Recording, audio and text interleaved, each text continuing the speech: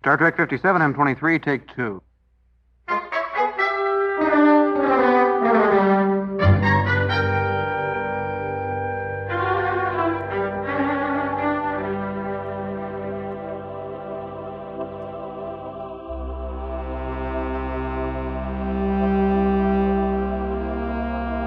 It's the It's Got Star Trek podcast.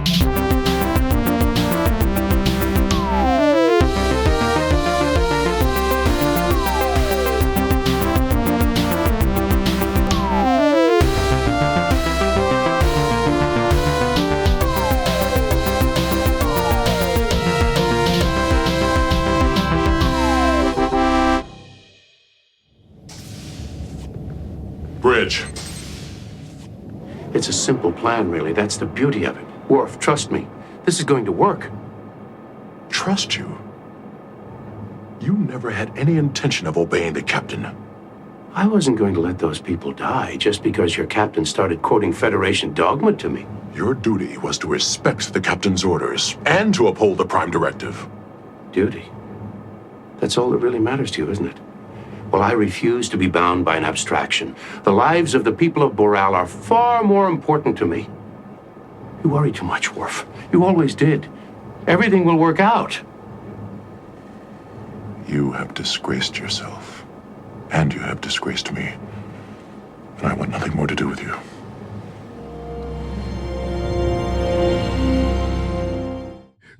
Why did the library book have to go to the hospital? Something about stories, and it says because it hurt its spine. It had the most hurt its stories. spine. Did you make that up? No. Oh. No. Are you back on the library? Somebody jokes kicked it now? in the nuts. That's why. I clicked the wrong tab. I was looking man. for my notes, and I clicked the library jokes tab from last week's Patreon business. Why did so few books at the library check out the Dachshund's autobiography? Okay. This is what happened last time. You kept saying more and more. I promise this will be. You never stopped. Why did so few books at the library check out the Dachshund's autobiography? So few books? Because it was such a long story. What? The Dachshund's. Yeah, I know. I get the connection, but like, what? Why did books check out the Dachshund story? Wait, what was? Repeat the Like joke. the dog? Wait, repeat the joke. Why did so few folks at the library, So few customers, That's so awkwardly worded. check out the Dachshund's autobiography? Jokes are so stupid. In other words, why Yeah. was the Dachshund's autobiography not borrowed so much? Because it was such a long story. Yeah, that's you could. I mean, Why, though? What did the librarian say after she was no, told? you're doing it, Patrick. You're fucking doing it. Well, you say you're done, and then you say another one, and it goes on for like 6 jokes. No, we can't do 6 jokes. I know. Then Still people stop listening. The reader hadn't read Fitzgerald. You've got to speak. You've got to be kidding me. Oh man. It's so terrible. Yeah, it just it is. doesn't. You've got to be kidding me. You've got to be kidding. Like, who decided to go there? I'm with sorry. a That joke? is the end. It would have been malpractice if I had not read that. So, You got to be kidding me. You've got to be kidding me. Okay. Hello. Welcome to Hello. It's Got Star Trek. It's the 230th episode of the It's Got Star Trek podcast. Oh, really? Okay, I lost Yeah. it. Yes, that is correct. Now I'm back on track. Thanks. Okay, we're all- 230. 230. Welcome. 230th. Okay. Yes, we are discussing TNG's Homeward. It's another 7th season episode. Yeah, Season man. 7, episode 13. Homeward. We will be getting right to that very quickly, very soon. But first. Yes. But first, I wanted to thank. We have another But first. another Patreon among the ranks of the Patreon patronees. I don't know what the term would be. Fraser, Fraser, thank you. In fact, it was Fraser who had sent in a voicemail demanding that we provide some facility to give us money, and so we complied. I remember that. So we're happy to have you join us, and for all of the rest of you out there, if you are interested, we do now have a Patreon, patreon.com/It's Got Star Trek. and we're putting up extra bonus content up there as frequently as we can, building out that library. It'd be funny if it had a different name. We got. It does have a different logo. I changed the logo so instead of a Star Trek, like a Starfleet symbol, it has a $sign symbol. It was like Patreon and like Darth Vader, Yoda. Oh, all right. DarthVaderYoda.com. Yeah. So check that out if you're so inclined. Last week, we were doing library jokes. You were doing library. Yeah. I was, and it was great. Dan and Jesse just thought they were the greatest things ever. It was so You funny. can't be serious. Well, that's because last week we discussed All Our Yesterdays, which has a librarian in it. Yeah, man. So I thought Yeah. library jokes. Get it? Libraries are tight. They are. They are pretty- No, I do not. Okay. Well, that was a good episode. So everyone should check out our podcast episode, and you can Check it out. You can go to the Patreon and try stuff for free, right? They give you free previews and stuff, and there's some free content up there. So That is not possible. no, What are you worried about? It isn't. Oh my god! It That isn't. is not possible. That's brilliant. That's brilliant. Yeah, so go check it out. You can even sign up without paying. You can get the free content that's up there in the preview. So check it out. It's got Star Trek. No, patreon.com/It's It's got Star Trek. content. Okay. Then perhaps there is hope. Okay. And then Do we just, have any letters? no, we don't have any no letters or voicemails this week, but we do have a couple of news em ups slash Oh, podcasterolls. You can't be serious. I forgot to note. Podcasteronies. I forgot to note that a few weeks back I was a guest on Unplanned Trek's 50 Shades of Trek series. That's right. It is a formidable responsibility. It was so fun. We discussed TNG's Up the Long Ladder, also known That's as right. the It's I remember Okay to that. Be Racist Against the Irish episode. See. It was so much fun, and I was invited along with by Isaac and Andrew from Unplanned Trek, along with Captain Goodwill from the Trekking Up North podcast, and we had a wonderful time. And it's a proper video, so you can either get it in audio form. I think it's episode 96 of Unplanned Trek on the Proper podcast format, but it's on YouTube too. If you go to Unplanned Trek's YouTube page and just check out all their stuff, they've got all these awesome videos where people do watch-alongs, sort of live commenting on episodes along with their regular podcast content. So really good stuff. Check that out. I will put the link in the show description, of course. Okay, catching your breath. Now, last news em up podcasterole, I wanted to remind folks who may not realize, I think most people do, but some folks may not realize that just because Strange New Worlds is in between seasons does not mean that the premier Strange New Worlds podcast, Open Pike Night, is laying fallow. They are working hard. They are putting out tons of content. And for those who don't know, Open Pike Night, they get these great interviews with all manner of Star Trek creatives and actors, and on Strange New Worlds and other parts of Star Trek. And users can send in voicemails and stuff. It's cool. It's a fun interactive show. This is going to work. Yeah, it's cool. And people, recently they had an episode with T'Pring's mom, played by Elora Patnaik, and T'Pring's dad, Michael Benyar. I think they've got David Jones coming up, who he's a background actor and he's really active on Twitter. The new Scotty actor, Martin Quinn, is going to be coming up soon. I don't know if they've recorded that episode yet, but it should be coming up soon. Director Jordan Canning is another one coming up soon. So check them out. Because I listen to those and I'm like, man, I can't fucking wait until Strange New Worlds comes back, because that's a fun show to watch. Everything will work out. But Yeah. Discovery is coming up. Discovery, yeah, we're in good shape because Discovery's coming up. What, April 4th, I think, something like that. Yeah, I think that's what I heard. Yeah, which you hoid. That's what I heard. That's what you hoid. I think that does it. It's funny That because does it. That's it. people have asked us before if got Star Trek. they're like, why don't you guys do interviews? You guys should have like Star Trek people on and do interviews. I was like, I don't know. I don't know if it works in the format. I don't know if Yeah. they would do it. I'm not sure. I bet we could probably get somebody on, but I think we would have to do some twist on it. Like the joke that comes to mind that I always thought would be fun is to do like the Family Guy gag where you have them on but don't talk about Star Trek at all. That was a Family Guy gag? Yes, Stewie went to a Star Trek convention with the Oh. TNG cast, and all the questions people were Right. asking Oh, I were like they had remember. like a rash or Yeah. they, you know. Yeah, I remember that. I thought that's a good joke. We could get LeVar Burton and just talk about Reading Rainbow. Yeah, we can definitely easily get LeVar Burton. He'll be really eager to right. jump No, on. Yeah, And be the like, gag- oh, hey guys, of course, I know you It guys. couldn't even be Reading Rainbow. It would have to be something completely right. Something some else. woodworking or something like that. I don't know. That's hilarious. Yeah, I don't know who would who would we interview? Like seriously, who would go on the show? I bet Tim Russ would come on the show. Oh yeah, That would be awesome. I bet you $1 million I bet you Tim Russ would just come hang out with us and we could just chat about an episode. Didn't it have to be Voyager? I think it'd be not possible. No, I think it is. I think it's possible and probable. Well, we'll see about that. Anyway, yeah. So definitely go check What out. if it doesn't work? Check out all our friends at Open Pike Night, Unplanned Trek, and so many others. Trekking Up North, Joy of Trek. Let's talk about Treks. There's a million Trek podcasts out there, Then perhaps there is hope. and they're all so great. It's so wonderful, the environment we get to play around in. Okay, episode time. Oh yeah, real quick, if you did want to send in a voicemail or email, feedback at itsgotstartrek.com and or itsgotstartrek.com/record. Now, Worf. Yes. Shut up. Worf's brother. Worf's brother. Worf's brother from an adoptive mother. Hey. Hey!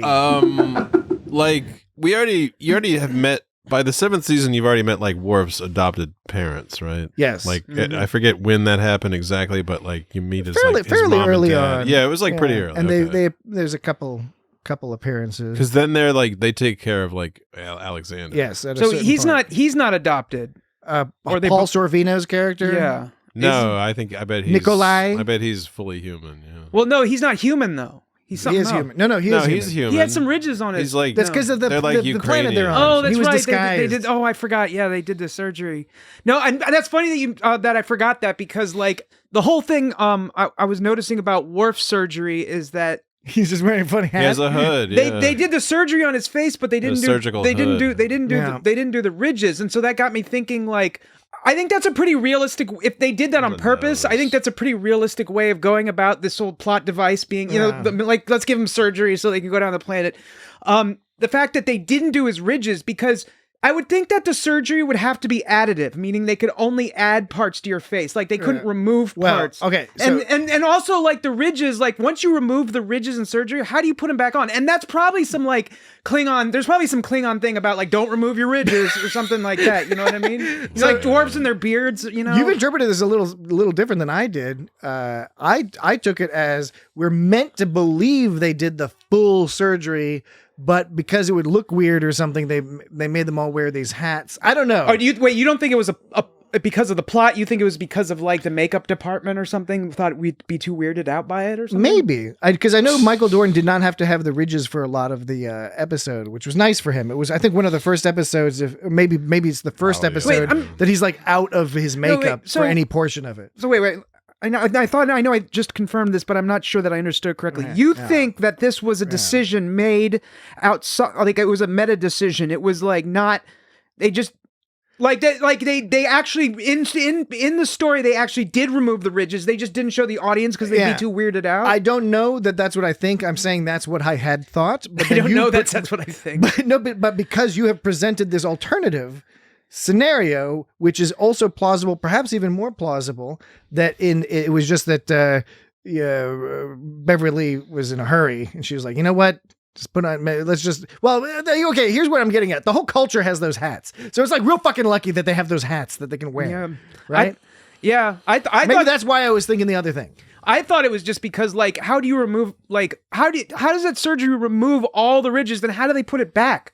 You know what I mean? Like, it's just, that seems a little too It's the implausible. future, man. Yeah, but it seems like they could surgically alter. They could like add some bumps to your head, but The they couldn't Klingons take had them the smooth away. heads forever because The of the whole Klingon- virus. the Yeah, but that has Klingons nothing did to do that. with that. Has nothing to do with Maybe what squirt the virus back in The them. Klingons made like a That's nothing Klingon to do with dude. They turned him into a human, and then like they. That's right, Arn Darvin. Remember Arn Darvin? Well, Arn Darvin and It was like Arn Darvin. that other guy. Are you talking about Discovery? Clem Fandango? Yeah. Oh, Yeah, yes, but no. that's right. Yeah, that's right. No, but they didn't turn him back into a Klingon again. They No, they didn't. So that's my point. Is like once you go. But there's Arn Darvin too. Once you go Arn human, Dar- you they never didn't- go. They didn't turn him back to Yeah. Okay. You're yeah. All right. Well, I'm glad we're getting. This is like one of the most important philosophical points of the episode. Good point, Dan. Once you leave Klingon, you can't get that thing on. Okay. I don't know. I don't know why that makes me feel gross. I'm not saying it's gross. I'm saying it makes me feel a little bit gross. Makes me feel. Do you still have 2 penises? What? Are you talking about Worf? Are you talking about Dan or Worf? Yeah. Arn Darvin. I said you. I thought you were. That's a good point, though. Yeah. Do you have to remove a penis when you go undercover as a human? Right. Yeah. Everywhere you go, you create chaos. I am looking forward to some of this sound action here. So Paul Sorvino, we've got Paul Sorvino playing Worf's brother Nikolai. Mm-hmm. As we know, Star Trek is very fond of introducing previously unknown siblings like Sybok and Michael Burnham and George Kirk. Now, I think some of these may have been referenced before being seen, but still, it's Sam kind of funny. Sam Kirk. Isn't it Sam? You worry too much, Worf. Sam, you always did. Oh yeah, Sam Kirk. George Kirk is the father. Oh yeah. I think isn't it George Samuel Kirk, and he goes by Sam? Maybe. I don't know. I think that. Something I like think that. that's right. Something like that. All right, so we have this story, this Homeward. It's a late TNG story, so all the actors are all like, they're in their groove, they're all chilling. Writing, direction, productions, it's pretty on point. However, the 7th season did have this reputation. A lot of these stories were a little off. I think this one is one of those stories because the central premise is that the Prime Directive, for some reason in this context, means that these people are just meant to die. Right. Which I don't buy. I always found that this was a weird setup for the show because I'm not going to say they didn't like have similar vibes in some previous Star Trek Prime Directive stories, but the Prime Directive doesn't seem to be like about genocide. And it weirdly puts you on again. I think most of the audience goes against Picard and Worf at the beginning. No. I mean, it's the same principle as like why like a nature photographer isn't going to intervene with 2 animals fighting. Like you have to let things take its course. Yeah, but there's a difference between letting a snake eat a fucking fish or something, and I mean, or whatever it is, snake eats. A lion eat a zebra versus an extinction. And I think also, while one might argue you shouldn't make any distinction between whatever term you want to use for quote unquote sentient, philosophically thinking cultural life versus animal life, regular old animal life, because they're all animals. I think that's a valid argument. But you could also argue that in this case in particular, like these are beings that have a culture and something that the culture then also dies, even if they save some of the data about the culture, Mm-hmm. Anyway, I'm not saying that there's not a discussion there. I think it's just kind of like a weird setup because I think you're stretching it a little bit. Mm-hmm. And I think you're stretching it to have Captain Picard be really kind of fucking blasé, where he's like standing on, he's like, all right, let's just watch the atmosphere get stripped away. And he's just like, yeah, that's lame. But he wouldn't have died alone. Pretty lame. And afraid. Yeah, and then when Voronov killed himself, like they didn't. I mean, that just sort of happened. They just sort of happened. They were like, that's too bad. Like, now we don't have to deal with this. Yeah, it was like problem solved. Yeah, well, I mean, when Voron, problem solved. When Voron, now we don't have to train him. Yeah, when Voron wanted to go back, Picard was all like, I see. Like he didn't want him to go back, and fucking Nikolai didn't want him to go back either. Both of them were just like, we can't let him go back. They're fuck this Voron guy. Yeah. There was the scene. Nikolai. By the way, you said fuck this Voron guy, not fuck this foreign guy. Oh no! Thank you. Yeah, you're not a xenophobe. Yeah, this is not one of the xenophobic podcasts. That's not what I said. It's not one of them. Thank you. I didn't realize until just now the potential issue. This is not the National Star Trek podcast. Thank you, sir. Thank you for that clarification. That boring guy was real dumb. He had a funny hat on.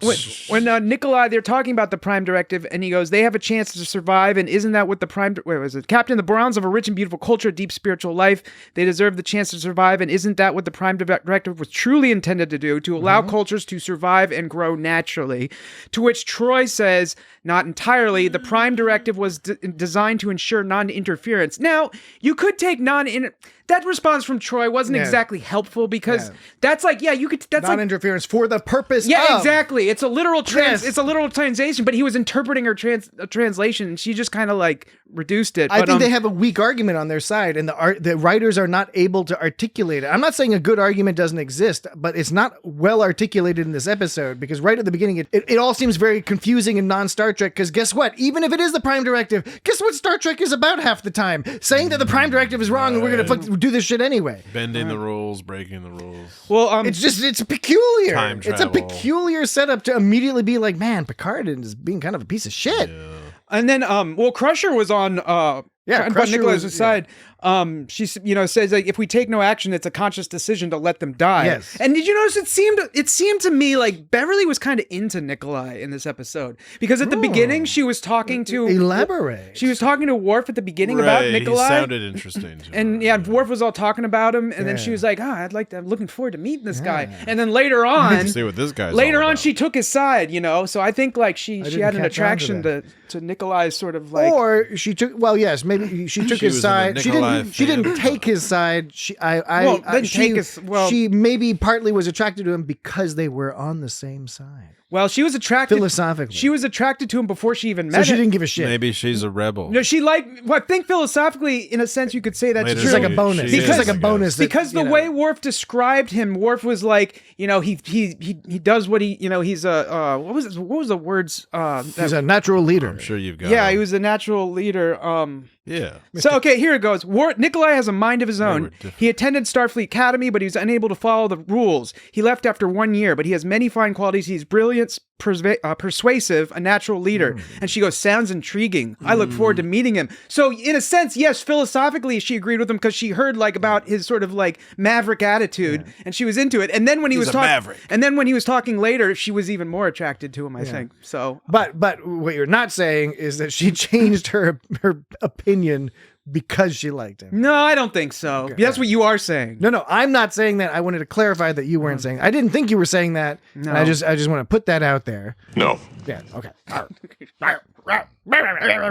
I wanted to one more thing about the Worf's. One more thing. This guy is the Star Trek equivalent of Columbo. Hey you, hey Just you, one more thing. hey you. Shatner was on Columbo twice. Nimoy was on Columbo once. Shatner was on And it was Twilight really Zone good. twice. Shatner was T.J. Hooker.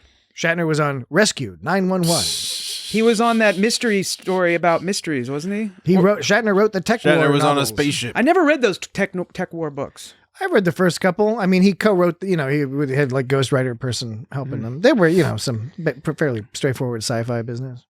So Worf introduced himself as the Traveler. I think he would have been more. I am a traveler. He would have been better off had he introduced himself as Nikolai's brother, because that's what happened anyway. It's like Worf's just like, oh, I'm a Traveler, and then it just so happens Nikolai's like, hey, there's my brother. But why didn't he leave? I don't with think that? he knew that. Yeah, Nikolai. I don't think Nikolai had walked in yet. Because he was surprised that Nikolai had, in fact, intermingled with these people. He's supposed to be just observing them from a distance. If I was one of the Boralans, I would be like, wait a second, this guy's introducing himself as a Traveler. He's not mentioning the fact that he's burying the lead. He's not mentioning the fact that he's a fucking a moon man. He didn't mention the He's fact a moon man. He didn't mention the fact that that he's Nikolai's brother. You see what I'm saying? Like he led with the wrong thing. That's what burying the lead I is. think what Jesse and I are saying, we don't think he even like Nikolai hadn't popped up yet. No. Like Jesse noted, he didn't expect that Nikolai had interacted with these people. Okay. Nikolai was supposed to be doing a Who Watches the Watchers type thing where he's like in the lab. Yeah, but that doesn't change. Watching them. But that doesn't change the fact that I would think that as a Boralan, I would be sketched out by that. The fact that he didn't mention that he was Nikolai's brother. I know what you're saying. You're saying he didn't know. No, that I he know was you're in there. saying. I know you're a saying. Boralan might be sketched But out. I'm You're saying a complicated man, whether or not Worf knew that, I'm saying as a Boralan, I would take note of that. Even if he didn't know, like whether Worf knew or not is irrelevant to the fact that if I were Boralan, I'd be like, wait a minute, why didn't he tell? Why didn't he? Why he just so happens to be his brother? He's a like, traveler from long away. So I would think that, what about the storms? That would be. Oh, and the ridges. So it's hard to tell if Worf's non-Klingon face is like the normal face of Michael Dorn makes when he's like got Klingon face, or if he's making different faces because of the subject matter of the episode. because he's an actor. No, No, you're missing my point. I have missed your point. No, I think I get what Okay, you're saying. no, so it looked like Worf was making different facial expressions. For once, Than he normally makes. Now, Gotcha. number one, this is His face one. was at different. the end. He actually smiles for like the only time you ever see Worf smile was in that. But also like when he's eating those nuts or whatever. There's a scene he's got a bowl and he's eating something, like a bar, and he's all like So for the audience at home, Dan is miming eating Eating a bowl of nuts. And not just any bowl. It looks like an alien. Looks like it's like a heavy clay bowl filled with alien nuts. When he ate it, he was like making like human faces, and then at the end he all like rubs his fingers together like in a way that Worf wouldn't have rubbed his fingers together, and he's making all these facial expressions that Worf wouldn't make, and I can't tell. Interesting. I didn't catch any. And I can't tell if that's because the makeup is gone. It made that it like he always makes those faces. It's just the fact that the makeup wasn't there, so I noticed it more, or if because Michael Dorn didn't have Worf face on, he suddenly like changed his facial expressions like subconsciously or something. I wouldn't.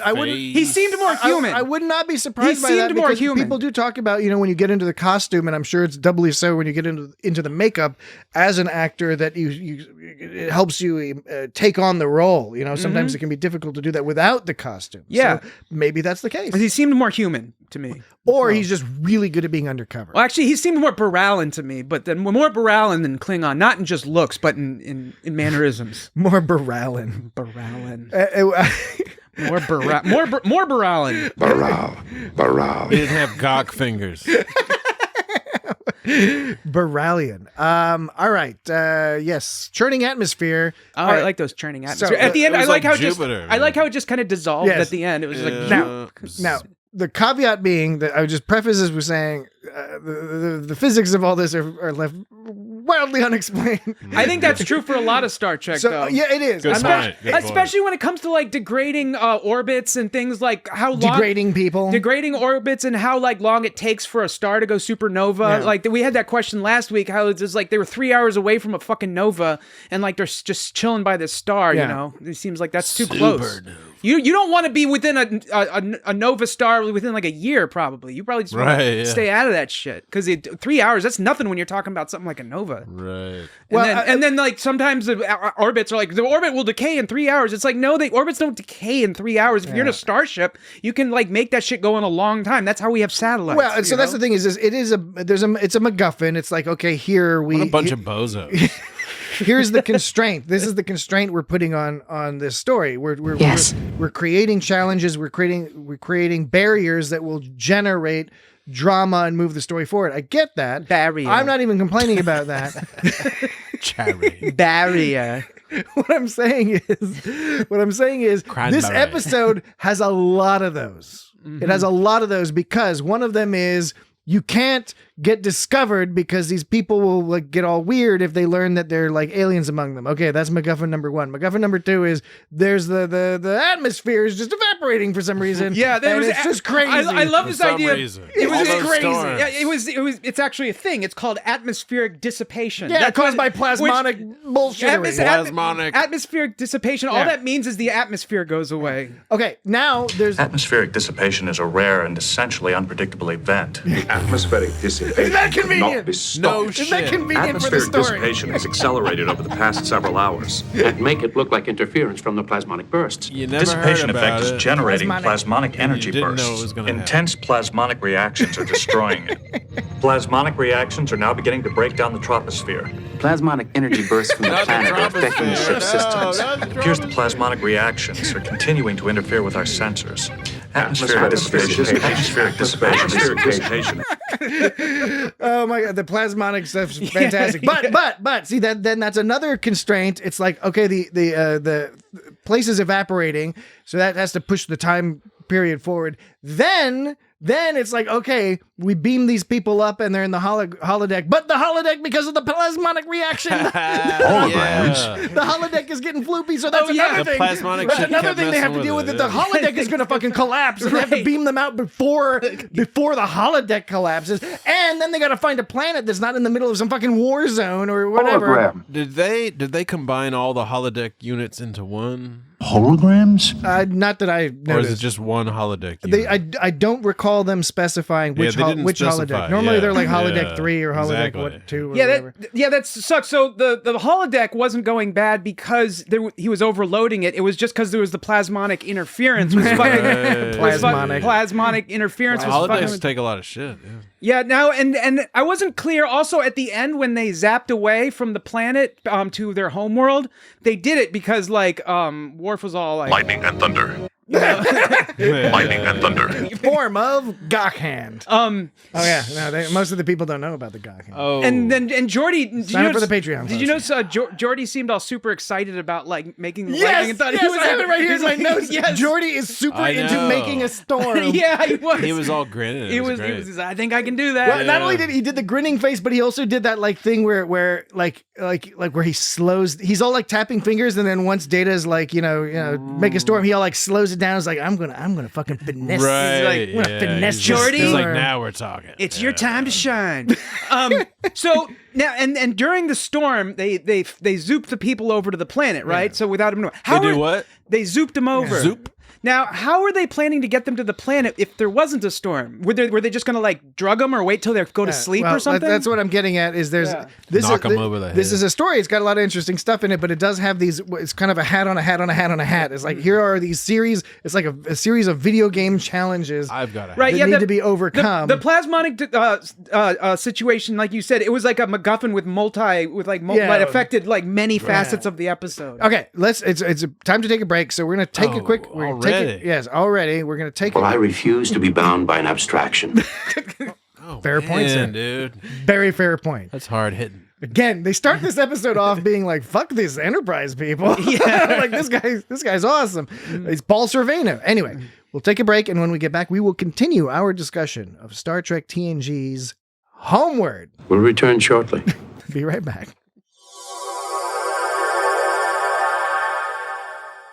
You gotta give some warning first.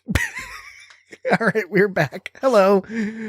Hello. Hello. Yes. Hi. Yes. Hi, everyone. Yes. You have returned. So we It's were got Star Trek podcast. right. So we were talking about like how they were planning to zip them over to the planet had there not been like You said Zoop before. So- sorry look- Zoop. So had there not been like holodeck now it's a zip. how had there not been holodeck problems due to the plasmonic interference, they would not have been able to cast Storm to like zap them over without them knowing about it. So if there was no interference and they couldn't make the Storm to hide the fact that they were zapping them, how were they planning to zap them? I think they were going to wait till they were sleeping. Well, okay. We do have to think about this because it's all absurd. Yeah. All of this is absurd. I like how he's like walk through, just keep walking, slowly change the terrain, and Yes. to make it. That Okay, was kind of clever. No, yeah. No, it was. It was not just kind of clever. It was very clever. But here's why this story gets confusing. Because again, in order to make the story work, first they push the meaning of the Prime Directive beyond what seems morally permissible, at least arguably. And they have Picard and Worf and others treat that as obvious, like as fucking obvious that you're just supposed to like genocide the people.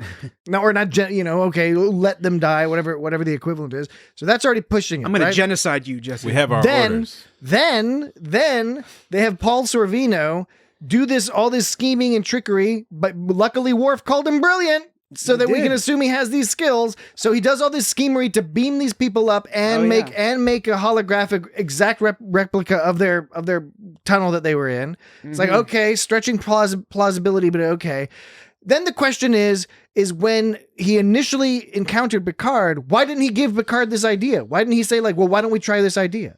At least give Picard the opportunity to be like, I've heard this idea, and then maybe yes, maybe no. Because you know what? Picard sure immediately took to the idea when it was offered to him, and granted, yes, he had no choice. What was he going to do? Beam the people into fucking space?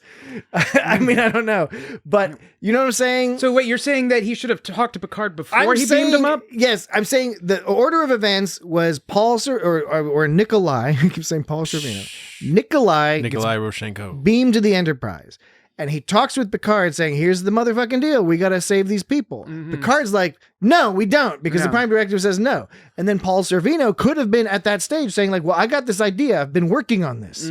Clearly, I've already been working on this because otherwise this is not possible. I have a replica, a hologram program to replicate. That is not possible. The caves. Then he and, said, and then we can transplant them to this other planet by modifying the caves a little bit along the way. Okay. Yeah, but I think... then I'm just saying it's weird that he didn't at least try that idea with Picard before doing, because he still could have done it. I mean, Picard could have said no, and he still could have done it. Yeah, I you know what I'm guess you're saying? right. Like he still had the capacity to just do it anyway and be like, okay, fuck you. But maybe Picard. he didn't want to tip his hand. I don't know. You know, it's easier to ask for forgiveness and Maybe, permission. but I think that's it's the beginning of the story, and then there are a series of similar things that you have to buy a lot. Yeah, you do. And it's not all 100% consistent. Again, it's not a big deal. It's still an enjoyable episode. It's got some enjoyable, interesting ideas. But yeah, it's just weird that the question is kind of centering around like breaking the rules or not breaking the rules. And to uphold the Prime Directive. Yeah, rather than going in an alternative should have direction. had Barclay. I'm not ashamed of what I did. I'm not sorry I saved their lives. I was thinking like while the holodeck was having problems, holodeck. And Geordi said that the Holograms? only way that they could fix it is by shutting it down for a while. Yes. They could have like give him some sleeping gas. Couldn't they have done that? Put him under with sleeping gas? I totally forgot because that's what you were getting to that, because one of the things that jumped in my mind about one of the things you have to buy in the story is Worf is like, what did you do? And then he's like, oh, I just beamed them up while they were sleeping. They weren't sleeping when we left, which didn't seem that long ago. But like, I'm going to assume that every single person is asleep at the same time, and assume that the process of being beamed does not wake you up as your molecules are being torn apart and recreated. And I'm elsewhere. surprised he had the security clearance to even be able to do such a thing. Yeah, and also that's just typical TNG. Anyone I can go know, anywhere. it's the Enterprise. You just walk right on the fucking bridge. But then he was able to lock Worf out of lock people out. That's pretty amazing. But there was one. How'd you do that? Okay, there was. He's a smart dude.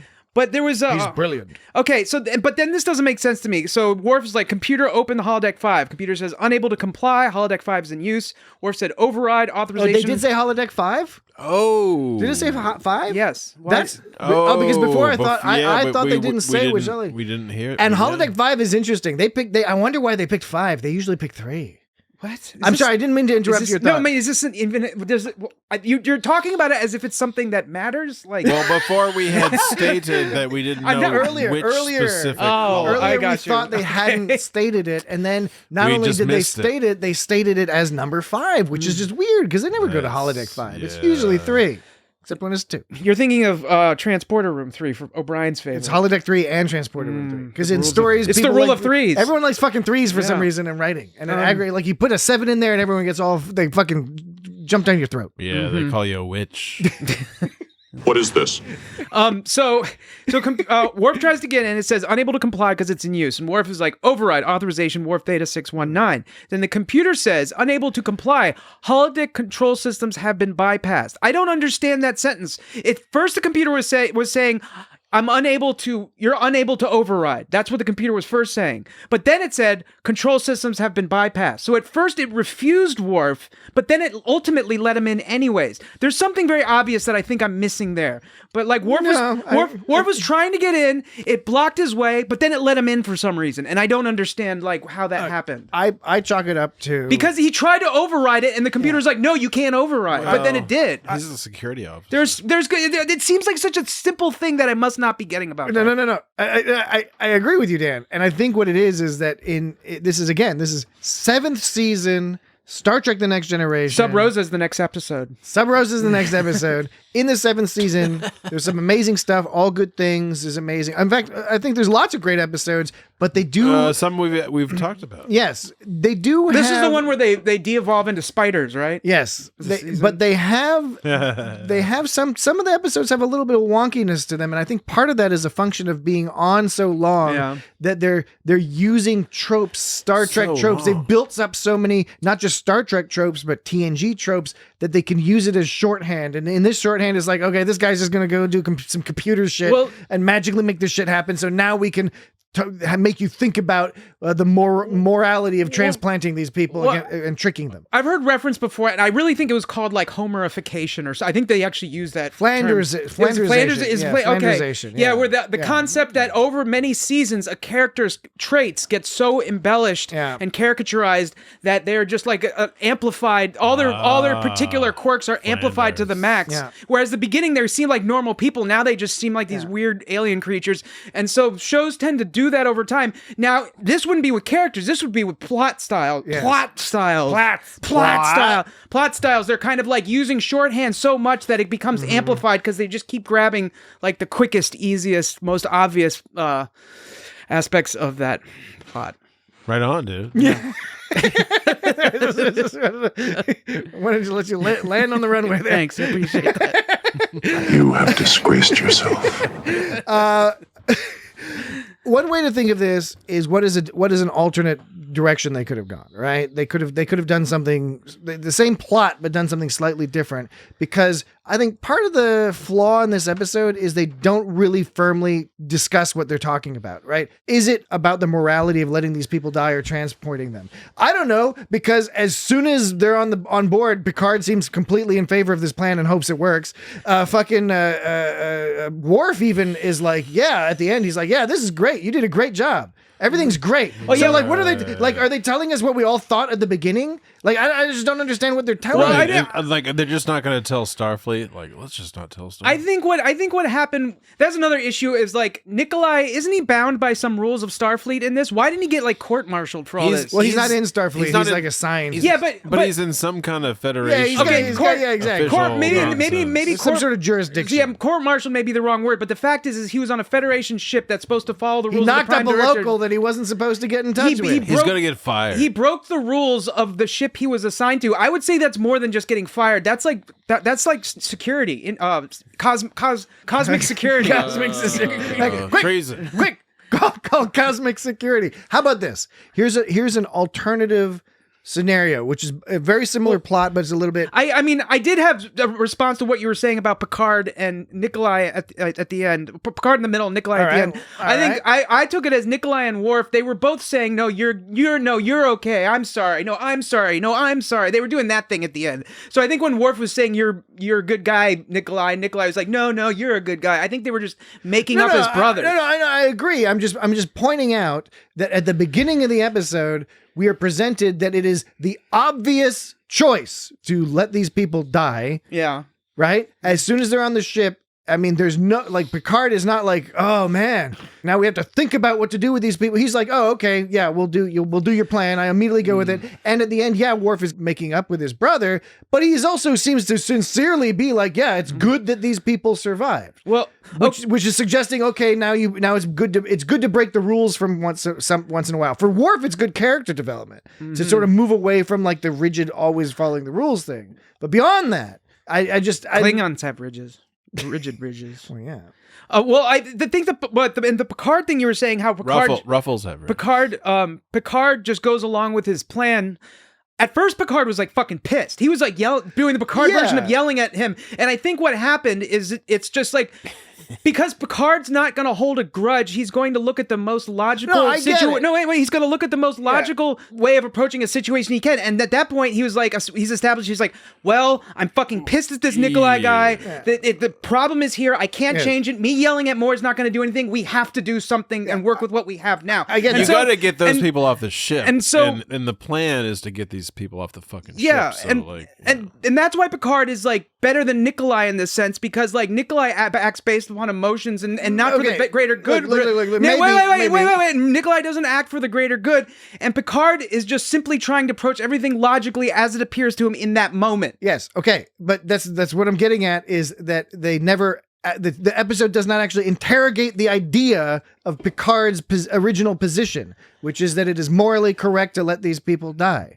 I mean, how much time did you want them to spend on like? No, I'm saying that's what the episode presents itself as discussing that idea, and then it abandons it, and everyone's just going along with the idea of, now we got to watch out for the fucking plasmonic disruptions to stop fucking with the holodeck. Now it's a race against time to find the planet. You think it should have approached the question of the Prime Directive. It doesn't discuss anything. You're the saying, episode discusses nothing. So yeah, you're saying it should discuss that the idea of when is the Prime Directive should be broken. And in part, I'm arguing that because they present a particularly almost fascistic version of the Prime Directive, where it's like, this is you don't help anybody. And I'm not saying that there's not an argument to be made for it. I'm saying this episode did not bother to even attempt to make the argument. So were you Picard and Troy simply declare it to be the case. You pointed out that Troy's response was essentially nonsensical. Yeah. It was not an argument in favor of the position. And so this episode is kind of framed as being that, and then it abandons that, and it's still a fun, enjoyable, interesting episode, but now it's a video game where it's like, are they going to beat the technical issues they're facing and to save these people without them becoming psychologically damaged? Is this when you were talking about a direction you think the episode should have gone? Is that what you're trying to say? They should have gone more in the direction? I'm saying there's other things they could have done, I think, with the same plot. One thing that came to mind was, how about this?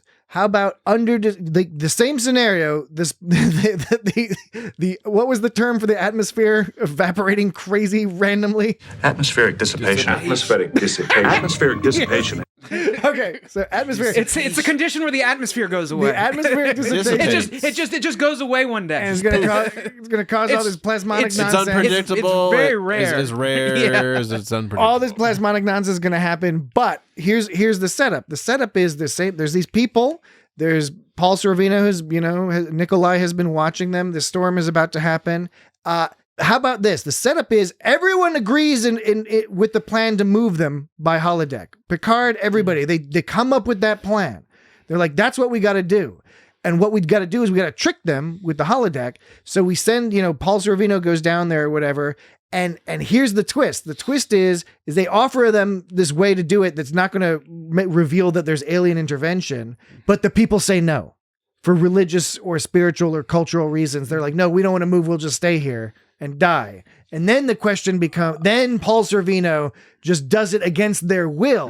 And then that's that interesting question of, now you're asking and interrogating the idea, is it okay to save somebody's life against their will, or a community or culture's life against its will if it does not want to move from its ancestral place? But they only saved one village. All the other villages died. Yeah, well, that's the other thing that they kind of downplay. Yeah. It's a giant planet. Yeah. Presumably, I think minimum carrying population has to be 100. That's how every sci-fi story, sci-fi story, approaches planets. Planets are just like one type of thing that lives all over there. Yeah, right. Yeah. They all have the exact same political philosophy. Yeah, right. Otherwise, your mind would explode. Yes, that is correct. I'm sure there's lots of other directions you could go to, and I'm not critiquing professional writers who actually know what the fuck they're doing and they're working under pressure. But yeah, this story is like all this confusing stuff that's piles up on itself. Mm-hmm. I just think it'd be more coherent if they had picked kind of a specific thing and sort of wrestled with that the whole time. I do not know. The lives of the people of Boral are far more important to me. That was a good line. Far more important to me. Far more important to me. More important to me. Oh, there was a Geordie line that was good too. The simulation could fall apart any minute. I don't know why I like that delivery. Play it again. That's good. The simulation could fall apart any minute. I don't know. And watching him, good rhythm to it. It was a great. Because they had it was like any minute. Yeah. And what was the Worf, the impossible thing? But he wouldn't have died alone. Sorry, that wasn't that. That is not possible. Yeah, I'm in love with that. That's this so one charming. This one It could be a deflector shield. could be the deflector shield. It could be a deflector shield. Oh, and then he did. Michael Dorn's so great. I bet Michael Dorn would hang out on our podcast. Oh, Yeah, pretty rad. We should try. There was another line that this was actually, I think, the same word in another episode we watched recently, and it was where there was a strange emphasis. Life forms within the structure. I am reading no life forms within the structure. I swear there was another episode like- we did recently. Forms. Life forms, not life forms. Forms. I am reading no life forms within the structure. Not life forms. Life forms within the Life structure. forms, not Taco Bell. But Taco Bell. rude. And Do you say, don't start that. Do you say Taco Bell or Taco Bell? I say Taco Bell. I don't. How about Dan? I don't go Dan, there. Dan, How about this? I'm going to close my eyes. I go to Wendy's. I'm going to say it, and then you That's tell not me. the spirit of the question. I don't go to Jesse. Taco Bell. That's not what I'm saying. Like, what would you say if you had to say that? You know what I'm getting at. What would you say? Taco Bell. Okay, what were you closing your eyes about, Patrick? Sorry, Jesse freaked me I'm out. going to close my eyes. I'm going to say. Oh, yeah, I'm going to say the term, and then you tell me how I'm pronouncing it, because I it's the self. You can't just judge the tickling yourself business. And the hearing yourself in the head. You know what I'm saying, right? Taco Bell. All right. I'm going to go pick me up some chalupas at Taco Bell. Yeah, Taco Bell. Taco Bell. Did I say it like that? Wait, say it again. I'm going to pick me up some chalupas and a Dorito Crunch taco at Taco Bell.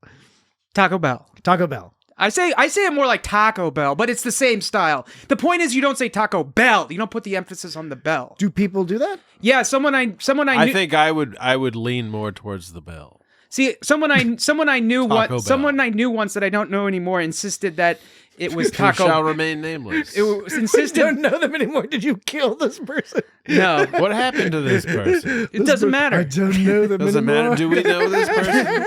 Is this a person that we know? No, you don't know this person. This is a secret This is a person. bloke that you didn't It's know. a secret person. One of Dan's secret government missions where you Anyways, Is it somebody assassinates from the people. government? This person. Someone I used to know. Is it somebody from another state No. that you used to live that's different from this state, Jesse's always What really, have you done? really interested in sort of interstate business. which will not be named. Everywhere you go, you create am an old chaos. man. Everywhere you go, I you am an create old man. chaos. Everywhere you go, I you am an create old man. chaos. Everywhere you go, I you am an create old man. chaos. Vaca 6. Anyway, the person said the person insisted that it was Taco Bell. Not only that, but this person would also like give you a hard time about it if you said Taco Bell. That's So unfortunate. they were very like. Good thing They you had did a not strong. know this They person had a in the strong. long might be able to guess who They had a this person strong. No, you don't know him. They had a strong okay. belief that it was Taco Bell. They were really all for that. You know, very adamant about it. Adamant.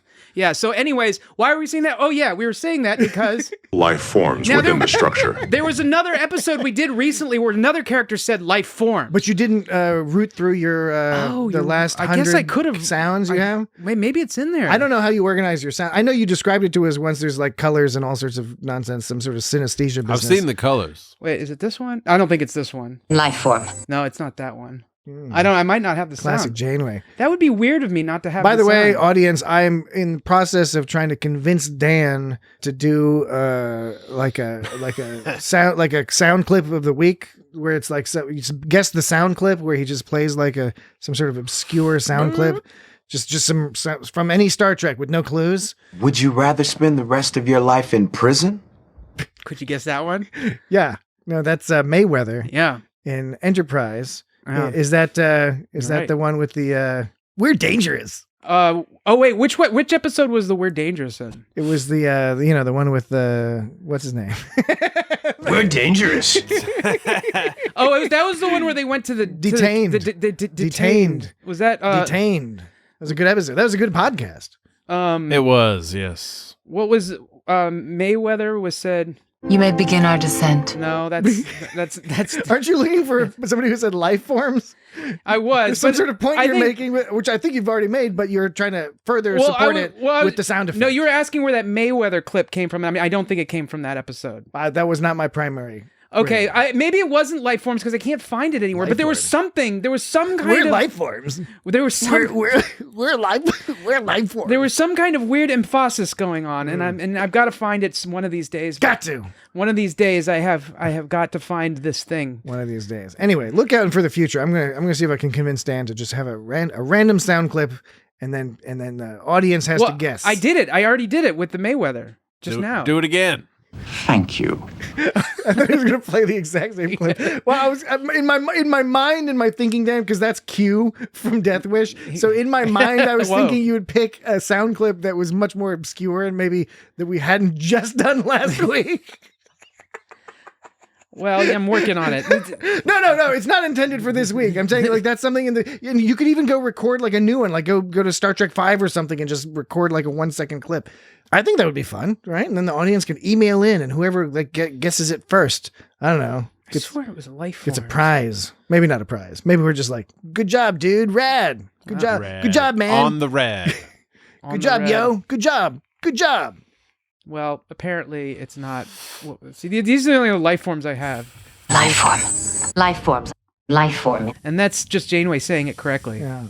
Life forms. You lovely little life forms. Life forms within the structure. No. Okay, I gotta drop it because I'm gonna drive myself crazy. I'm gonna figure this out though, but not this episode because I'm driving myself crazy. Podcast is grinding to a halt. Yeah, I know. I think it's great. I like all the life forms. So yeah, I was going to talk about the Beverly and Data thing because I was very charmed by them. Oh yeah, hunting for planets. Right. It was all extra. Look, when you turn on this episode, you immediately get that warm TNG feeling. You're like, oh, I'm all rubbing my belly. I'm like, oh, this is TNG. And this scene with Data and Crusher researching the different planets as well as sort of discussing what this means, and I think it's one of the most interesting parts of the episode where Crusher's It is a formidable responsibility. Crusher's all like, yeah, I mean, like, depending on the weather, we're gonna totally like send their culture in some crazy ass direction. So they're changing no matter what. Yeah. But then of course that doesn't support the argument that like, well, they're better off dead. They're better off dead than having like slightly different tapestries. I mean, I don't know.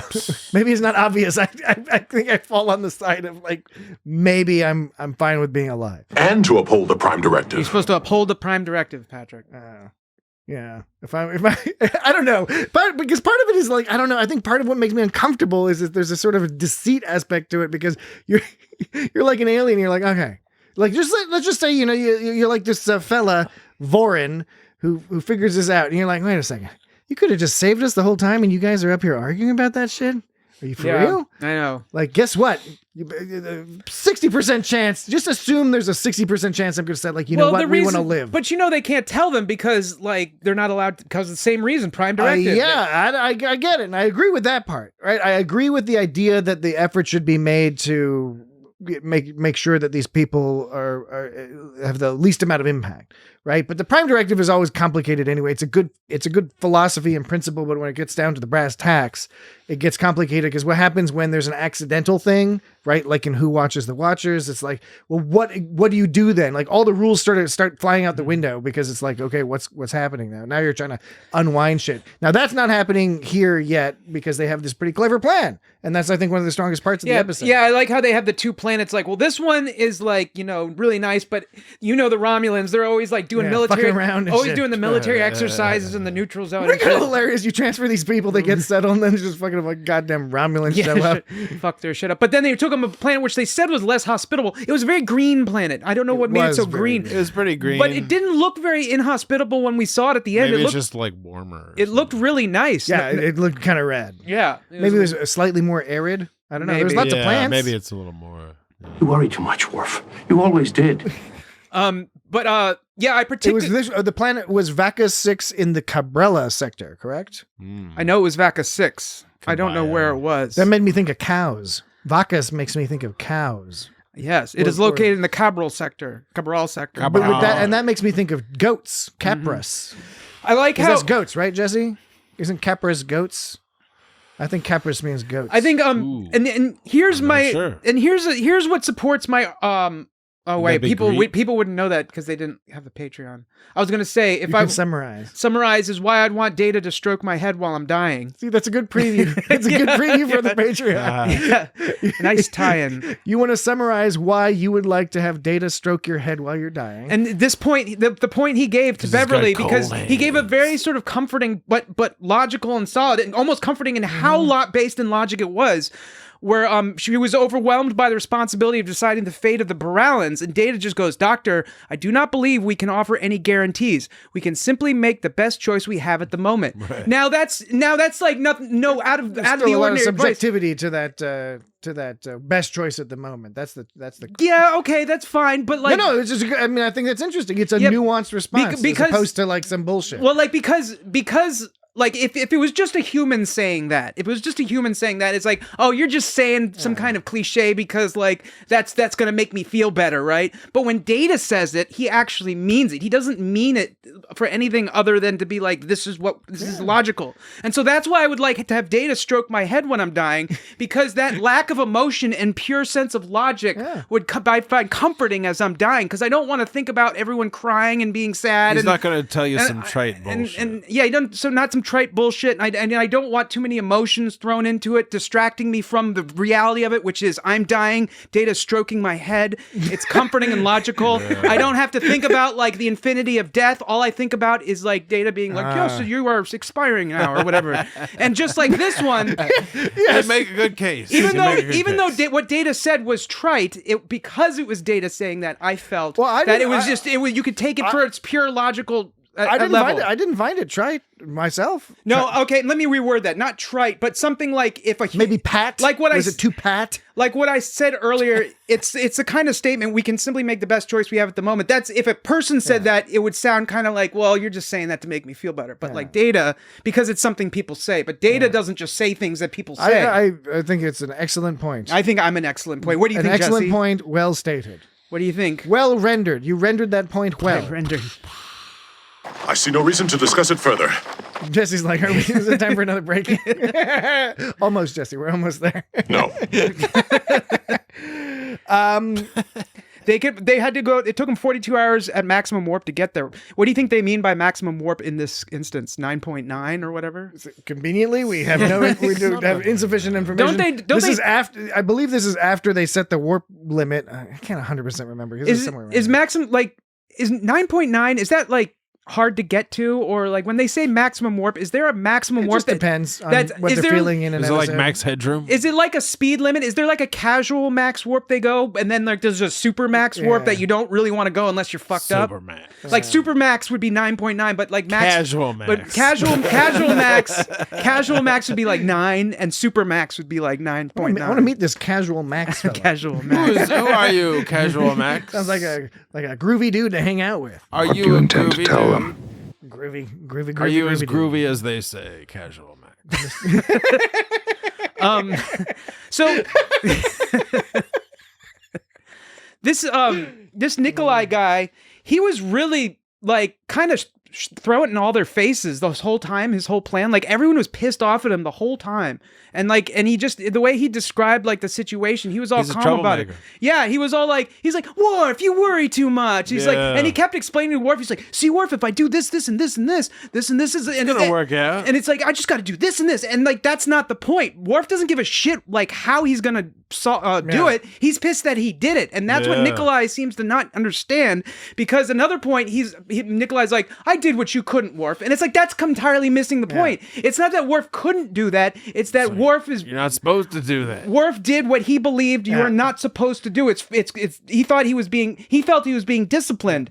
And Nikolai was mistaking discipline for incompetence. I don't know, like cowardice. Because a lot of times rule follow. And I honestly, I think this is another interesting part of the episode. And it's unfortunately they didn't really expand on it, but this argument they're having about these different philosophies they have, and Worf is a real rule follower. And although he doesn't state it outright, Nikolai is kind of saying, like, following rules, sometimes that's like a coward's excuse. So yeah, it's like the whole following orders thing is like, hey, nothing I could do. I was just following the rules. Right. And Nikolai, and maybe I identify with him a little bit, his rebel side. And I think that Worf takes away from this episode a little bit. Is like, you know what? Maybe the rules are not always 100%. So you're saying Nikolai isn't missing the point by saying that what he's doing is he's like sticking it to Worf and being like, you couldn't do this because you're too scared. I think if they weren't brothers, they would be having they could be having a similar discussion without like screaming at each other and like with better words. At one point, like in the episode, Nikolai like grabs Worf's wrist and like Worf turns around and he like looks at his hand. They don't really draw much attention to it in the episode, but like I'll get to that too. But like he grabs him the wrist and Worf is like looking down on his wrist, and like I was thinking like he wanted to fucking smack Nikolai in that instance. It was just a brief moment. I could kill you. But yeah, there was like the tiger claw moment too, where like Nikolai got in his fighting stance. Yeah, and that was and then didn't Worf kill somebody as a kid? I forget if that story came before this or after this. I remember that like at some point, because Worf is talking about how he followed the rules as a kid, but I recall him like reining in a lot of his Klingonness at a certain point and getting disciplined after he was playing soccer or something, and I think he killed a kid. I don't know. Maybe I'm remembering that wrong. Maybe that's a Deep Space Nine thing. It's just a vague memory. But you know what's not a vague memory?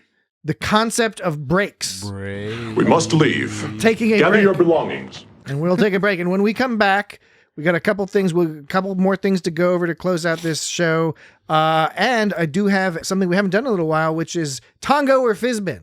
It is the sign of LaForge. Almost. Okay, we'll be Tongo right or back. Fizbin? Tongo or Togmo. Fizbin? Togmo. All right. We'll return shortly. We'll get to that when we get back. And we will be right back. Alrighty, we have returned.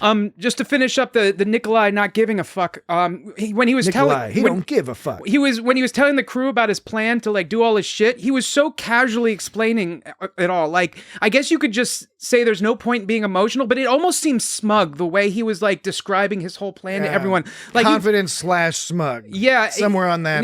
And he's just talking about like, see, this would be so great because we just do it like this. This isn't. Everyone in the whole ship is like pissed as fuck at him. And remember that and point he doesn't seem to be fazed by it at all. And remember when he's telling Picard doesn't even ask the question, but he just preempts him by saying, and yeah, I can't plan for everything, but I'm good at thinking on my feet. I'll figure it out. Yeah, I'm good at thinking on my feet. And when he says that with such confidence, I'm watching him like, I believe you. I believe you. Yeah, I'm hiring you today, sir. Mm-hmm. You're a self-starter. You're hired. But the reason he can get through with what he does is, as Worf says, other people pick up the pieces for him. So you know, and it's a trick. It is the other He's thing. He's a grifter. I found this a little weak of this episode was that at the end when he and Worf are reconciling, he's like, I'm finally taking responsibility for the person I illegally made pregnant. Yeah, right. Finally. What do you mean? That's not like, this does not read as responsibility. It reads as you're like going illegally living with these people and fucking with the Prime Directive each and every single day. Yeah, that's another thing they could have focused on, as that's the problem. Not the observing, not the saving their lives. It's the intermingling with the group. How could you have made it with a Barallan? Yeah, it was a little uncomfortable how Worf said that. I knew what he meant. And a little tone of they just look like, I guess humans with funny noses. I guess it's responsible to like take care of your kid, but you don't go around talking about like, you know. Well, and he's like how the baby will be half human, so he will have half less That's a good nose. point. I didn't even think about that. And they didn't address it in the episode because it's an awkward. It wouldn't help the pat ending. And speaking of episode. Speaking of, ever since Varn was lost, people have been afraid. Dobara. Penny Johnson Gerald. Penny, she was on Deep Space Nine as Cassidy Yates. Mm-hmm. I'm saying that, thank you. Sorry. No, I can see you're very excited about it. And she was on the Orville as well. Yes, as Dr. Claire Finn, who dates the robot. Robot. I'm the robot. You know what? Quick side note. It's seeming less and less likely that the Orville will be renewed for a new season. I don't know. I just read something where somebody was like, you know what? Maybe it will be. It's been up in the air for a while now, and the longer it's up in the air, the more I think it's not going to happen. Or it'll be like a really long time. I would really like another season of the Orville. I enjoy the Orville. Pro Orville. Yeah. Okay. Now Tongo or Fizbin. But she was on this episode too, which was a little bit. But this was before DS. Well, no, this was what concurrent with DS9 was, but before she appeared. I think it was before she appeared. On her DS9. character did not appear on Deep Space Nine till later. Okay, now, this actually works very well because Tongo or Fizbin, we haven't done this in a while, but to remind folks and to let new folks in on the deal, and particularly to remind Dan, because I don't think he remembers, what have you done? Tongo or Fizbin is sort of like a truth or fiction type situation. What is this? Where I have 3 items, and one of the items is false, and the other 2 items are true. Why would they be different? And you have to guess which one is the false one. Got it? Tongo or Fizbin? I refuse to be bound by an abstraction. Tongo is real and Fizbin is fake. Okay, Tongo or Fizbin? Oh, that you're insane. Yes. And yes, I stole this idea from the Skeptic's Guide to the Universe. All right. Fantastic story. Item number 1. A wildfire in the canyon where much of this episode's outdoor scenes were filmed halted production, but luckily most of the crew and actors did not die horribly in the inferno. I mean, it could have gone without sort of the editorializing at the end, with like died horribly in an inferno. It's not an editorial. Yeah, it is, because like saying died horribly, that's a most of them did not. Most of them, I know, did not die horribly. You could have just said most of them did not die in the fire. But when you use words like die horribly. In the Inferno, these are kind of subjective style. I mean, Inferno in and of itself is not, but when you put it in context, it's kind of a subjective interpretation. All right. Item number 2. The main camera operator on the bridge set misaligned the height settings on the camera due to an intense nitrous and salvia bender the night before. Yeah. So wait, which one? Wait, did you say resulting in everything being shot 6 inches higher and 2 inches more to the left than normal. That is not possible. So wait, you're saying one of these is true? One of these is false. 2 of them are true. And Tongo is true. Yes. Item number 3. Third item. As a practical joke, Paul Sorvino tricked Michael Dorn into eating several copies of the novel Ragged Dick by Horatio Alger. All right, which one? I think these are all false. Which one is the fake one? This is bullshit. Tonga or Fizbit? What is this?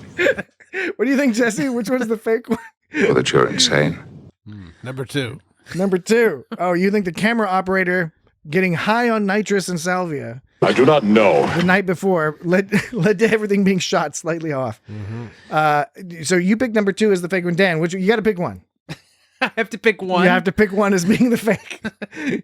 whichever one you want to be the fake. No. It might benefit. Pick one. What do you think? We must leave. Gather your belongings. But he wouldn't have died alone and afraid. Don't you have any numbers on there? You can't click a number sound effect. They're all fizz mode, bro.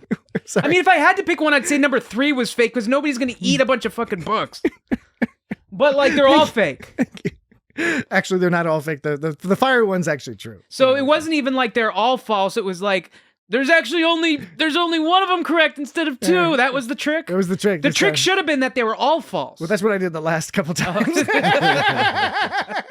I think in one of them, one of the items was that the doctor on Voyager had like accidentally set some children on fire who were listening to this. So I think though that you added the words horribly and inferno to the. I think you added those. I think you threw those words in yourself. I mean, I did compose these. Yes. Yeah, but no, there was actually a fire. I did compose them. No, I believe there was a fire. I believe there was a fire, but you added. Nobody died. Nobody was injured. Editorialized it. But it was the production. There are turbulent radiation storms across much of its surface. Well, no one rid me of this turbulent podcast co-host. The stratosphere is already breaking down. but yeah, anyway, they had to stop for a little while, and they were actually nervous that they were going to have to find a whole new location, and it was going to be a problem because they'd already filmed in the location, and so they were like, oh my god, we'll have to like do all this refilming. Anyway, the fire didn't end up burning down the part where they had filmed. Okay, I believe that. Okay, that was another edition of Tongo and Fizbin. I know things must look very strange to you. We can get back. Now, you mentioned Penny Johnson-Gerald, who we've seen in other... yes, that is correct. 9 and other places. The person who played Vorin, who was named Michael... Vorin has left the holodeck. Did you hear Worf rhymed here? Vorin has left the holodeck. Vorin has left the holodeck. Yeah. See, that's a rhyme. Brian Markinson played Vorin. Do you remember where you might have seen him before? I'm not 100% sure if you guys have seen this episode. I'm not sure. Okay. I don't know. He's on a couple episodes of Voyager as a lieutenant or something, but I mainly remember him from Deep Space Nine. He was in that episode In the Cards with Jake and Nog and the baseball card they're trying to get. He plays this like weird, like this weirdo that Jake and Nog are trying to do some like business with. It is a fantastic story. Yeah, I remember. He's got a memorable face. Wait, is that the one where they do that gag where they like keep trading the thing for the other thing? They're trying to get his dad a present. There's stem bolts, isn't it? Something about self-sealing stem bolts. Yeah, but he played that Elias Geiger guy in that where he had like a weird sleep pod and stuff. And I really like this actor, and I kind of wish he'd come back for some modern Star Trek. It'd be kind of awesome if he showed up in one of these more recent series. But the Vorin character. This whole situation is also very interesting because they, again, and I think you hinted at this earlier, Dan, that they didn't really fully fully dig into this. I don't know. It was kind of fast. It was a classic. I think it was some form of ritual suicide. You know, it's a classic fish out of water. There's so much from this. There's so much DNA from this episode that comes from who watches the Watchers. I can't take that seriously when you say there's DNA all over something. Does it make you think of the Gentleman's Relish? Yeah. You are evidently a suicidal maniac. I think it was some form of ritual suicide. Q suicide. Suicide. Suicide. Suicide. Suicide. Suicide. And what's he say in this one? You were trying to commit suicide. No, this episode. I think it was some form of ritual suicide. She says it more normal. Mm-hmm. Suicide. You were trying to commit suicide. Suicide. Suicide. Suicide. I think it was some form of ritual suicide. Yeah, she just said straight suicide, not suicide. Suicide. What does Atos say? You are evidently a suicidal maniac. That's normal. Mm-hmm. I'm not going to help you plan our suicide. I don't remember what that's from. That's from Detained, I believe. Oh, is it? Yeah, isn't that the we're dangerous? We're dangerous. A great line. It's a great line. That we're dangerous line. Are you trying to tap it? Or you're looking for it? Yeah. We're dangerous. I was like, what's going on? I was like, Dan is giving me the body signals that he's about to play a sound clip. Mm-hmm. Mm-hmm. Mm-hmm. Mm-hmm. Where would I stay? Okay, yes. But Vorin, what'd you think about this whole story? It's a little abbreviated. The actor's great. The DNA. You get this has a lot of DNA from the Who Watches the Watchers, because in that episode we have somebody who gets beamed to the Enterprise and sees the planet from above, and they're not supposed to because they don't know spaceships exist.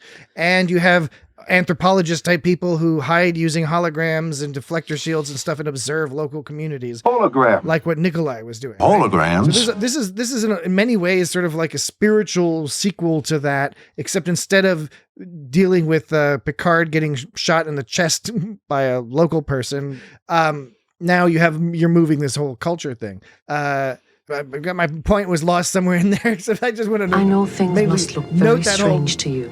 That connection between that. Oh yeah, because this whole Vorin guy, it's got this whole fish out of water Vorin guy on the ship thing. I don't remember how the one you're referencing how that character played it, but I thought he did a great job of like looking like freaked the fuck out. Yeah, he was actually visibly shaking. It was Pamela Adlon, voice of Bobby Hill. And she was also very good, except hers went like, oh wow, this is amazing. Right, okay. Versus this guy's like, I don't know. And then one of the close-up shots, it was semi-close-up of his face, like you could visibly see him shaking. Yes. Like I thought that was really good. The actor's great. Yeah, and he really put across, I thought like you said, it was all abridged, but the parts that were there were interesting, most of them. Yeah. After he committed suicide, it was just kind of like, eh. But like, while he did a great job of conveying this concept that he is freaked the fuck out, and he might as well be in some kind of like afterlife sort of weird craziness. It made me feel like it allowed me to imagine what it must be like to be like end up in like some Matrix situation or some shit like that, you know. So I thought, and the scene, and he looked so freaked out, and the like scene in 10 Forward. Yeah, and when you imagine that as like aliens surrounding you and like, they're all slowly walking up to him. Do you need any help? Yeah, I was just picturing that all these aliens surrounding me, and then like Riker was like back there because he was there because he was concerned for the guy, but you could also tell he was like back off. He was gonna have to jump in if some shit went what's the word? Sideways? Sideways. I kept saying went left, and I was like, that's not. It's that phrase, something going sideways, is a reference to the movie with Paul Giamatti, where he's all like, fuck Merlot. You know? Oh yeah, Sideways, the movie. Yeah. It's that movie Sideways. Yeah, that's where that phrase comes from. No, it doesn't. Yeah. No, when something's when something goes sideways. No. Yes. That is not possible. You can't be serious. What do you know, man? So when the holodeck was draining too much power, what Data says, there appears to be an unusual power drain in the EPS distribution net. Again with the EPS. Where's Trip Tucker III when you need him? I was thinking that. I was thinking that too. It's like a lot of EPS, and Worf was all like, check the EPS conduits for right. All those EPS conduits all over the place. You know, he loves those things. He thinks they're great. He just thinks they're the best. Who Trip or Worf? Trip Tucker the Third. Charles Tucker the Third. Charles Tucker. Where would I stay? To Paul. Whoops. I cut it off too early. You did. Play it again. Where would I stay? Well, I had no doubt about that. That's true for the most part. Selleck. Son of a bitch. I don't get it. People should watch Enterprise. I don't get it. I'm reminded every now and then that it's a good show. Not enough people watch Enterprise. Yeah, that was remember being bummed when it got canceled because it was of course it was that first Star Trek where people were like, is this really Star Trek or something? But like I was into it. It was different, you know? Because nobody ever said to DS9 or Voyager, no one ever came. I mean, I'm sure there were people, but I don't think the concept where people started being like, this isn't Star Trek didn't really I mean, I guess it happened with TNG. It's happened with TNG. But that's different because that's been so much time passed. I don't know. But I guess, about the same amount of time passed from TNG to TOS between TNG and the newest ones. So maybe I'm just talking out of my ass. You may, but perhaps not. Okay, so TNG, Voyager, and DS9. What do you think, Jesse? Do you think this guy's talking out of his ass? Not at the moment. I don't know. Not at this instant. Thank you, sir. Yeah. Thank you, Captain. Well, TNG, DS9, and Voyager were all treated like what people who like TNG, whether they like DS9 or Voyager. I don't think the question came up so much with those people. Is this still Star Trek? But then when Enterprise came around, they were like, "This isn't Star Trek." I think the Enterprise. It was just there was a lot of fatigue at that point. I'm sure I had it too. And it was another ship flying around. But the thing was, its presentation was totally different. It had a more theatric presentation. And I think it benefits from some distance. Is that the one where they had like in the other TNGs they didn't have a ceiling in any of their sets? And wasn't there one where they finally had ceilings? Deep Space Nine actually, the hallways I think had actual ceilings. Okay, there's something. There was some. But anyways, the presentation of Enterprise. I remember reading some article on the internet at the time, and I don't remember by who or what, but they were saying like I finally get Enterprise. It's about relationships between people, and I was like, I don't know what that's supposed to mean. That's just a TV show. Yeah, right. I know. They've just described a television program. I don't know. I didn't really get what they were getting at. I like TV. But Enterprise was presented like, I think it was just like I said, the film quality, and the shots they took and the camera lenses they used. I think it was just like the presentation of how they did the shots. Presentation, man. How the shots are all different. They use a different style of shots. You do different shots. Give me the shot. Because give me the shot. TNG, DS9, and Voyager all had the same style of shots. Similar style. Yeah. I mean, they had their own vibes, I don't know how the smart guy film dude way of wording that is. You got it. I think it's fine. Mm-hmm. I think everyone understands what you're saying. Mm-hmm. The smart. I'm not sure. The smart guy. What did you say? The smart guy film way. The smart guy film way. Yeah. The smart guy film way. That should be a website. Smartguyfilmway.com. Smartguyfilmway. Just a glossary of theatrical terms, television production terms. Mm-hmm. All right. Anything else major about this episode? I did some of the stuff at the end. It was cute, but I was confused by one thing.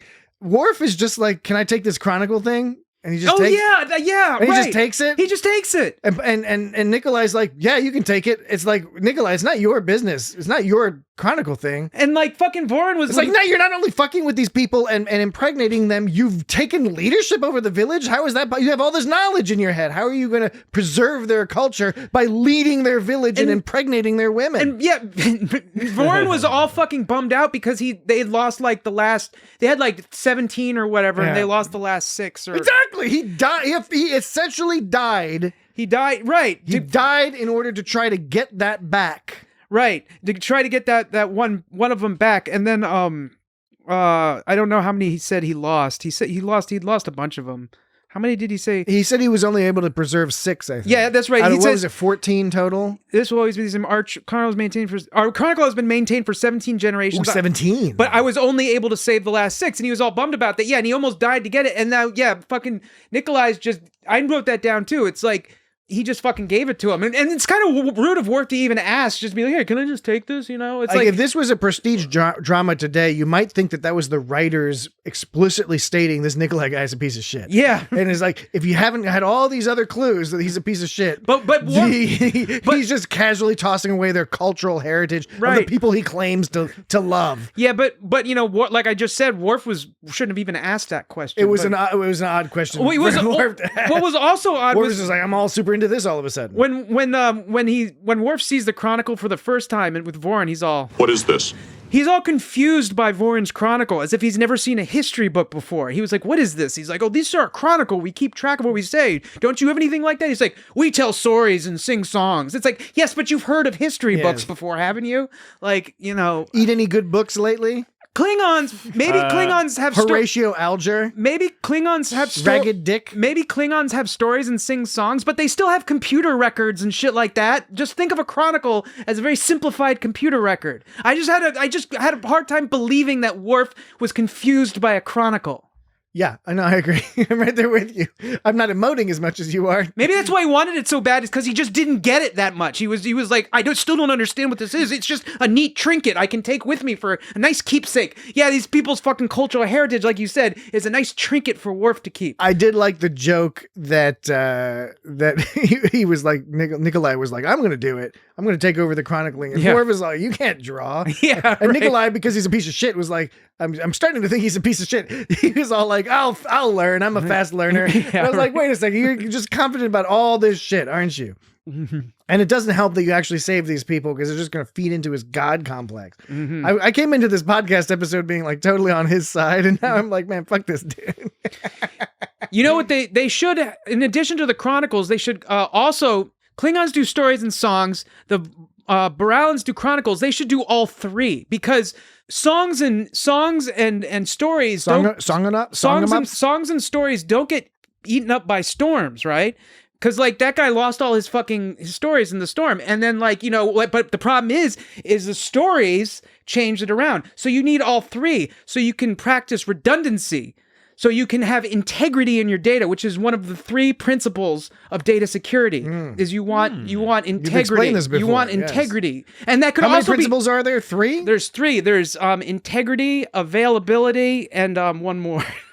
No, wait. These are philosophies for dating? No. What was it? Integrity, availability, and what? It's the three data security. Dating security. No, you're doing this on purpose. What was it? Availability. Shouldn't you know this? Are you going to get in trouble that you can't recall the third one? Oh, yeah, it's confidentiality. Sorry. No, there you go. Confidentiality, availability, and what was it? Negronis? Peronis. Not the disease. Pierogies. Sorry, I meant pierogies. Pierogies. No, integrity, availability, and confidentiality. Dating security. Now, philosophy. Redundancy. If you have stories and you have songs and you have a written down chronicle, you practice redundancy, which is a part of integrity, but you could also argue that it's a part of availability as well. Well, and I was going to say the availability comes down to resource allocation, and while it might not seem like it, all these forms take up a certain degree of resource allocation, whether in time, expertise, etc., even in societies of this society's type. Nuts. That's Jesse signaling that we're almost done with the podcast. Yep. He's like, I don't need Patrick to start talking about societies and shit now. Did you notice there's a part where Worf was telling Geordi to hurry up, and Geordi was getting all pissed off. He was all don't rush Geordi. Yeah, he's like, I'm running every stabilization routine I know. On the other hand, I did find it funny that when Worf was getting his pre-surgery talk from Dr. Crusher, how they were all like real chill when just 2 minutes before they're like, oh yeah, this planet's gonna the atmosphere is gonna be stripped away in just a few hours. They're like, it's fine. We got like 30 hours. We can take a few hours to do this surgery. We got a spaceship. They seem to, and this was true in Death Wish, they kind of conveniently kill off the character that would otherwise be forced to have to be dealt with later in the show. Yeah. Like, you know, Star Trek likes murdering people. They did just kill him off. Like you know? Tuvok. I mean, Tuvix. Right. And, well, Tuvix, that was a little different. I know, because it was a little different. That was more just different. like a philosophical question. But this is it was like, also different because he ran around the bridge screaming desperately for his life. Right. Yeah. And everyone just stared at him blankly, emotionless. Like, I don't know. They didn't have to kill off Voron, though, in this instance. They could have just sent him to another fucking ship somewhere. Because that's what they did with Riker. Barry Riker? Bilbo Riker. You got it. Barry Riker? Bilbo Was Riker. it Martin Riker? Yes, Martin Riker. Now you're thinking of Martin Freeman, who played Bilbo. Bilbo. Gary Riker? Mark Riker. Gary? Mark Riker. What was the other Riker's name? Thomas Riker. Yes, Tom Riker. Gary Mitchell? I'm not joking, Lee. All right. All right. Tom Riker. Yeah, I'm not joking, they didn't Lee. kill off Tom Riker, so I'm glad no. they didn't kill off Tom Riker. No, but they me only too. did that because he's Riker. But that would have made more sense to kill him off because that's just adds a whole level of confusion to this whole universe. Again, I thought you were about to play a sound effect. Oh no, I'm looking at the wrong machine to do that. Okay. All right. Anything else? Because otherwise, I think we can close up shop here. Schnapp. We can close off Schnapp. On this here podcast. We can close off Schnapp. Looks like you had too many Schnapps. All right. You had not one Schnapp, you had many Schnapps. You're just being silly. Many schnapps. Okay. I thought ting tang walla walla bing bang. I thought it was even though it was so even the concept of ting tang walla walla bing bang. Even though the concept of Nikolai beaming that whole colony off without the colony knowing and without the Enterprise knowing, and how it's like 100 people or something. Yeah. Even though that was unlikely, they did make an attempt because they went through the effort of having him glitch out their whole system. Their screen a little so bit. I thought that was nice that they at least made an attempt to cover up the transport because they at that point they could have just had him transported without them. They could have just done it. They could have. And like they could have not. They could have just not approached that concept, whereas the audience would be like, how did they not detect that? They could have done it. The audience can't ask that question now because we know how they didn't see it. We know it's because he covered up with the glitch. What we don't know is how nobody found out, nobody. We don't know how, the people on the planet didn't find out. They all we ate a don't bunch of melatonin before bed. We don't know how he had the security clearance to do such a thing. We didn't know how he was able to override, Worf's security credential. There's a lot of other things we don't know. We don't know a lot of stuff. But what we do know is that this is the conclusion of this episode of It's Got Star Trek. Put it on screen. We don't have that capacity yet, but we do hope you enjoy it. Enjoyed it. I got a good one here. Yeah, that is a good one. Solid. Mm-hmm. It's like usually they have like awesome and slightly aggravating. Usually they'll have some noise. Or they'll have they'll have it like music sting a little music bit. Or like the door swooshing sound will overlap or it. Talking. Yeah, just talking something like that. That's a good clean one. Nice clean one. Okay, so everywhere you go, you create chaos. While we take this next week off, no, we're not taking a week off. That implies the wrong thing. No. The next week is normal time. It explies. It does not imply it explies. There's going to be a podcast next week. We don't know the topic yet, but Dan's algorithm will eat this algorithm. It'll slurp up. It's going to eat it. It'll eat this episode. Oh, it'll slurp up this episode. I'm sorry. There's one more thing I wanted to play. Okay, Dan's going to push the button. This is a duty moment. Okay. Oh, good. Your duty was to respect the captain's orders. Here's another one. Duty. That's all that really matters to you, isn't it? That's all that really matters to him. And this one. Of course not. You were too busy doing your duty. I would rather be accused of that than making our mother weep. Your duty was to respect the captain's orders. There should be a fart sound after the mother weep thing. Oh, that's a good idea. Yeah, play that and then do the fart. Wait. Just doing some live. Oh my God! Live wiggling here. Click on the. No, you gotta click. I know. I didn't mean to do it. Just bear with us for a second, audience. We're gonna get there. We're gonna get there. In the end, we will get there. We will get there. We just have to vamp for a little bit. We might have to. Yeah. We might have to trim some fat along the way. No, we're gonna put people through this. I think so. Okay. You had it a moment ago. You literally. Of course not. You were too busy doing your duty. I would rather be accused of that than making our mother weep. No. You gotta do it again. Of course not. You were too busy doing your duty. I would rather be accused of that than making our mother weep. I think I'm arguing. I'm suggesting the fart should not come in the middle. It should come after Worf says making our mother weep. Okay. Because what it does is you think the fart is going to come after the duty, I see. but it doesn't happen, and then it happens after. Subverting expectations. That's what makes things funny. And even though I've explained that, it's still going to be funny when you do it. Listen. Of course not. You were too busy doing your duty. I would rather be accused of that than making our mother weep.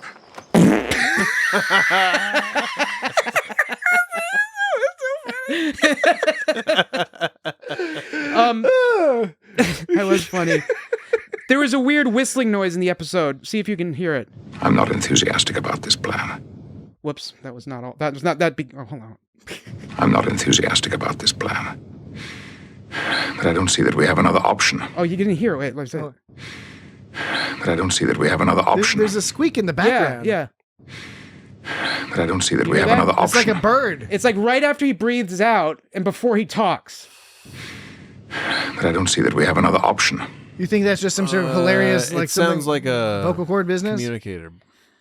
I thought it was like maybe Picard was doing the Picard maneuver where he like pulls his shirt down and something squeaked and his clothes Isn't squeaked. the Picard maneuver something else? Probably, but like I thought it was the sound of fabric squeaking, like squeaking across a nipple. You think it's across a across a that gross. I hate that sound when when it's like something when it squeaks across another piece of fabric or like a pillow or it's like it squeaks on some other thing. What do they call that? Like asomnia or something? I hate that sound. Yeah, that's like it's like the opposite of ASMR. Yeah, but I don't think it's that because I rewind it and he didn't pull his uniform down. So I don't know. Jesse says it's a communicator. Patrick thinks it's a bird.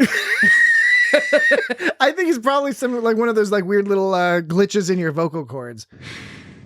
But I don't see that we have another option. Yeah, it does kind of sound like it sounds like maybe he's got something caught in his throat, but it sounds like it's from off in the distance. I don't know. We'll never know. Could be a crumpet. And I like how she says this word. Worried that we won't reach our new home. She says worried. I'm worried that we won't reach our new home. Yeah, that one was less exciting. All right, good. Well, we've added 5 Of course minutes. not. You're too busy doing your duty. 5 minutes. I would rather be accused of that than making our mother weep. But we've added 5 minutes, but 5 good minutes to the podcast. Had to end it on a good one. But that'll do it for us this week. The algorithm will tell us what we'll be doing next week. Follow us on social media to find out what you should be watching for next week. William Shatner. It's probably going to be like William Shatner. Probably going to be Deep Space Nine or Enterprise. That would be my guess because that's what we're due. Yep. Our social media at It's Got Star Trek. All the major places, Twitter, Blue Sky, Mastodon, etc. YouTube, Facebook. The website is www.itsgotstartrek.com. Email is feedback@itsgotstartrek.com. Sending voicemails, you can send them to www.itsgotstartrek.com. I'll see what I can do. /record. That covers all the business. That'll do it for us this week. And it worked perfectly. We'll talk to you again next week. Goodbye. We must leave. Gather your belongings.